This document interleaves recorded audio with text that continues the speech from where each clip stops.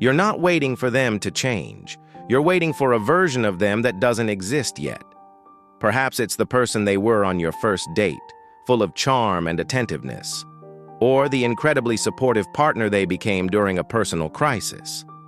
This idealized image, a ghost of potential, a memory of what once was or what could be, is what keeps you tethered.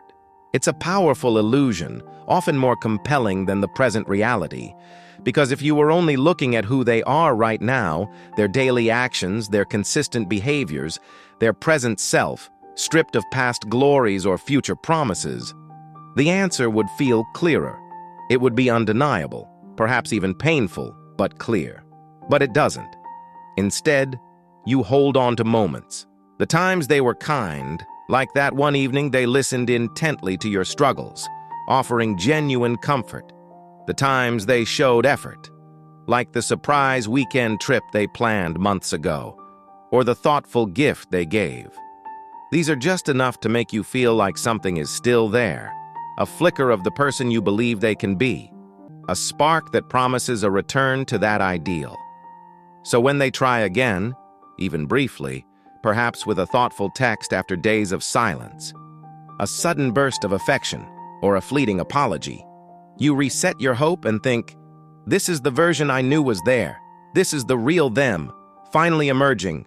You see it in real life, playing out in countless scenarios, not just in romantic relationships, but also with friends, family, or even colleagues.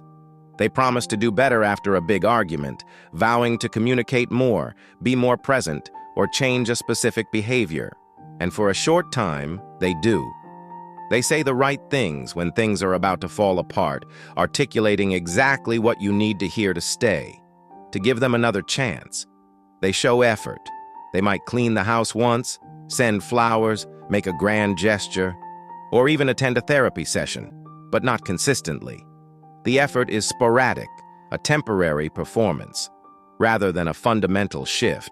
And each time, this cycle pulls you back in. Not because things have fundamentally changed.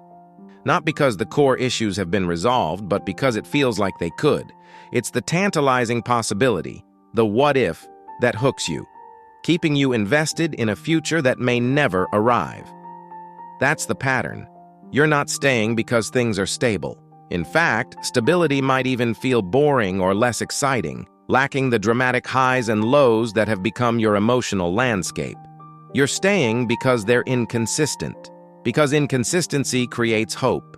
It creates a narrative where you are the patient, understanding one, the hero of your own story, waiting for the real person to emerge, believing your love or patience will eventually transform them.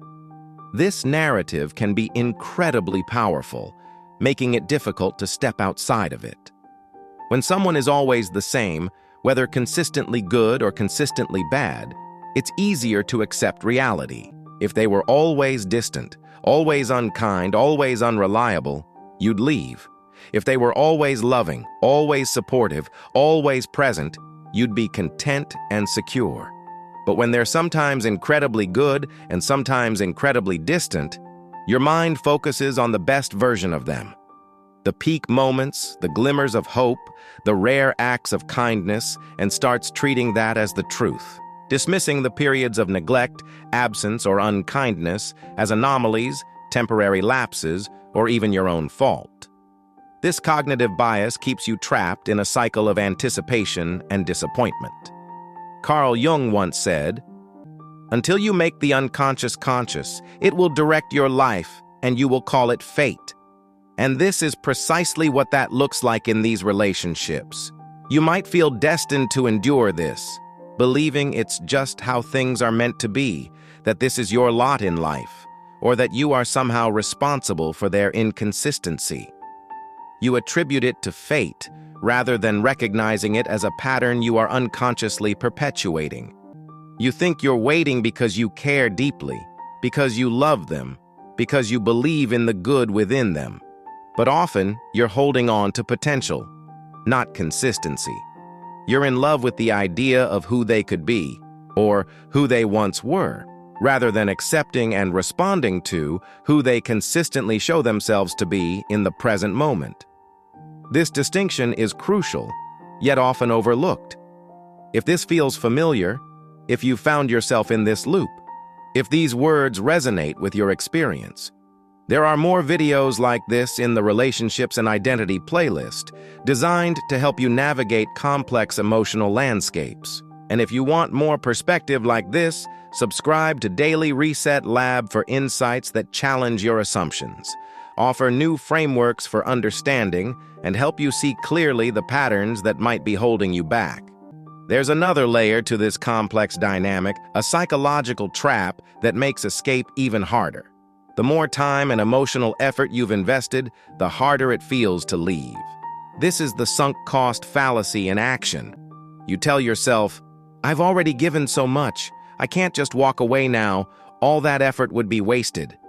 So waiting starts to feel easier than letting go, even when nothing is improving, even when your own well-being. Mental health and happiness are suffering.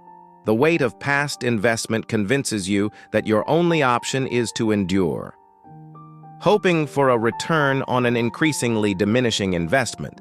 So the problem isn't just that you're waiting.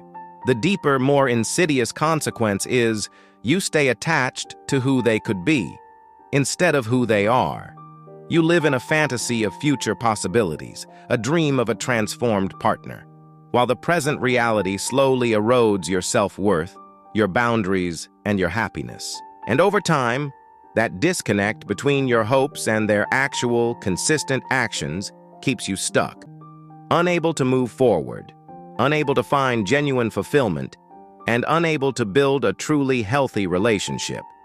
The crucial shift, the path to liberation, is to see this clearly, to develop the discernment to separate who they are consistently from who they are occasionally.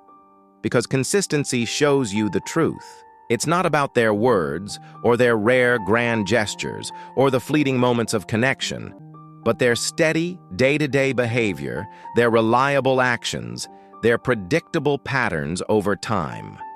This is the data you need to trust. A small yet powerful shift you can try is this. The next time you feel yourself hoping they'll change, the next time you cling to a fleeting moment of kindness, the next time you rationalize an inconsistent behavior, pause and ask yourself, what have they shown me consistently? Not what they said they would do, not what they did that one time, not what you wish they would do, but what they actually do over time, day in and day out. That answer is usually clear, often painfully so, and it's the truth you need to acknowledge to break free from the cycle. If this made you reflect, if it resonated with your experience, if it sparked a moment of clarity, then I encourage you to watch Why You Can't Let Go After a Breakup. It delves deeper into the mechanisms that keep us tethered to relationships that no longer serve us, offering further insights and strategies for moving forward.